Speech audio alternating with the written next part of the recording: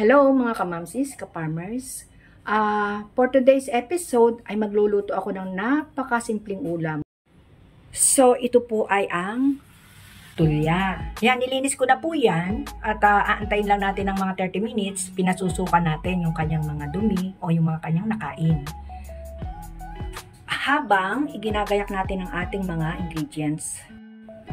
Ayan, hihiwain natin yan at igagayak. Habang ang ating namang isda ay aking lilinisin at lalagyan ng asin.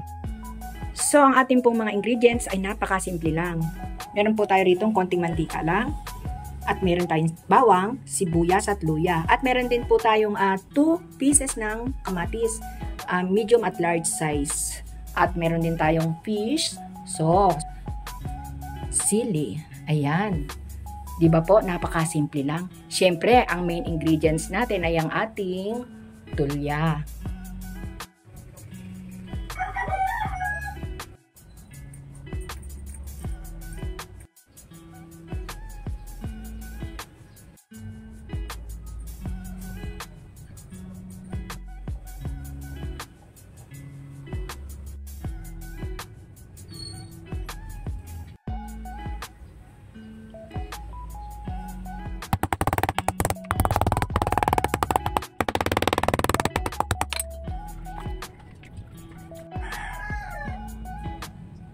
So, after 30 minutes, ay pwede na natin itong i-drain at nang maisangkot siya na. Napakasimple po ng ulam na ito. Nung araw po, nagpupunta lang kami ng ilog at kami ay nakakakuha na ito. Habang naglalaba ang nanay ko, nangunguha naman kami ng mga tulya. Kayo po ba? Naranasan niyo po ba yon? O comment down below. So, let's get started cooking. At atin ang papainitin ang ating kawali o ang ating wok. Ayan, mainit na ang ating wok at ilalagay naman natin ang ating oil.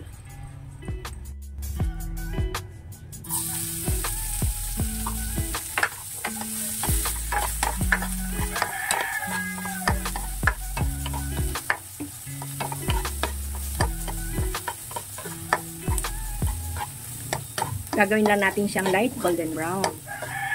Ang bango. Mga kamamsis, ka-farmers. At ilalagay naman na natin ang ating onions. Ayaw naman natin niyang pumait. So, yung onions.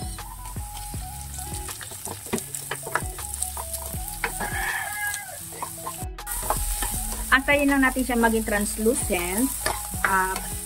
At saka para ilabas din niya ang kanyang aroma. So, yun.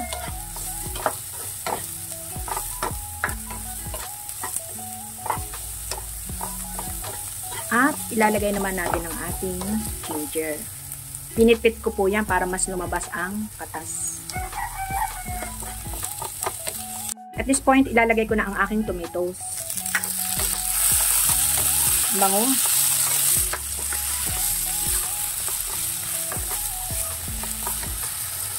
Ang patis.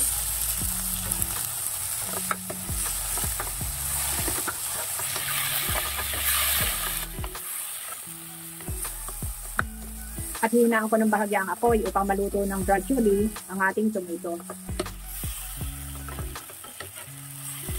Okay.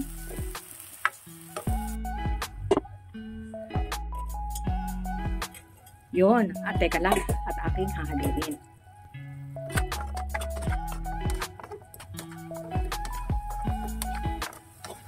At this point, pwede na natin idagdag ang ating tulya. Yan ang ating tulya. Drain na po yan. At hahalo ang maigi.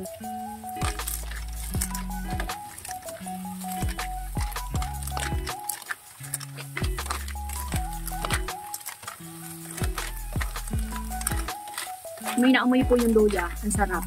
Ang bango. Yung para kang nagluluto ng tinola. At dadagdagan na po natin yan ng mainit na tubig. Yung nasa thermos.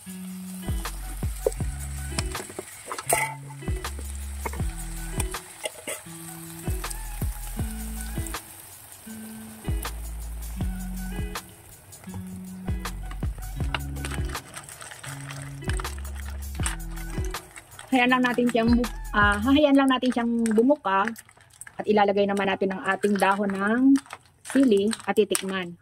Sandaling-sandali na lang po yan mga kamamsis, ka-farmers. Napakabilis pong magluto ng tulya. Wow! Ayan, wow! Bumuka na po ang ating mga tulya. Sa amin sa probinsya, lalo na pagka po umuulan, hihigop ka ng sabaw nito. Napakasarap po. Tapos may pritong isda. Now, may prito rin po tayong isda. Ayan. At lalagyan natin siya ng pampasarap. Pantanggal din yan ng lansa. At pwede na natin i-add up ang ating dahon ng sili. Pero titikman ko na para malaman ko kung ano pa ang kulang ng ating niluluto, yung saltiness.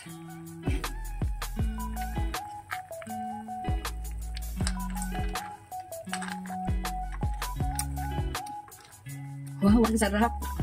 Na-miss ko yung lasa nito, promise. Mga kamamsis, ka-farmers. At nag-isip lang ako kung ano yung pwede kong i-content na hindi ko pa niluluto. So, ito yon. Ilalagay na natin ang dahon ng sili. Napakasarap po nito, promise, promise, promise. Dahon ng sili. Teka, baka mag-over. Lagay natin ng pagluto. Yan.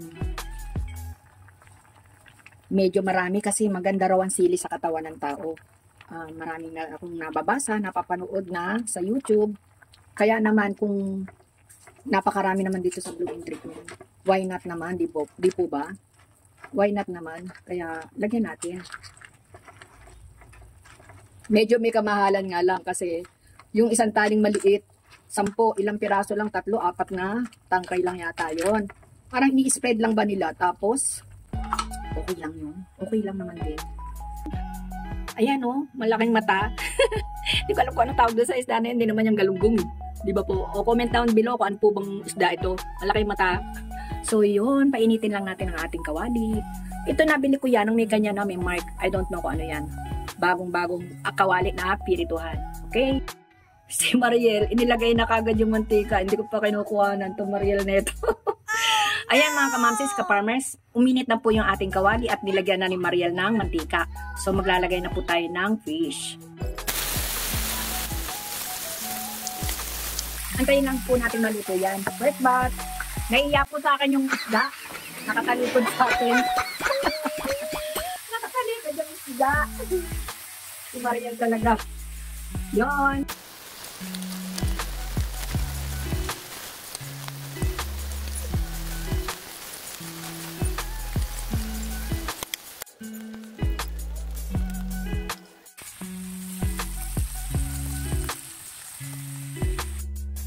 So, i-deliver na natin to kina Rowena at Ed.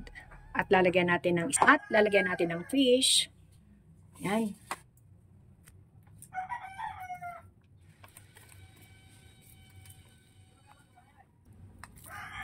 So, kina Rowena at Ed. So, ayan, isa na naman pong putahe ang na-share ng inyong kamamsi Eddie. At sana naman po ay nagustuhan nyo.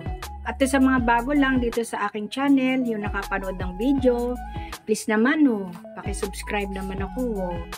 And hit like and share and comment down below. And please click the notification bell para naman updated kayo sa lahat ng upcoming videos ko. At ang palaging sinasabi ni Kamamsi Edith ay, be courageous, be happy, and be natural. God bless everyone! Kaya ako natatawa mga kamamsis.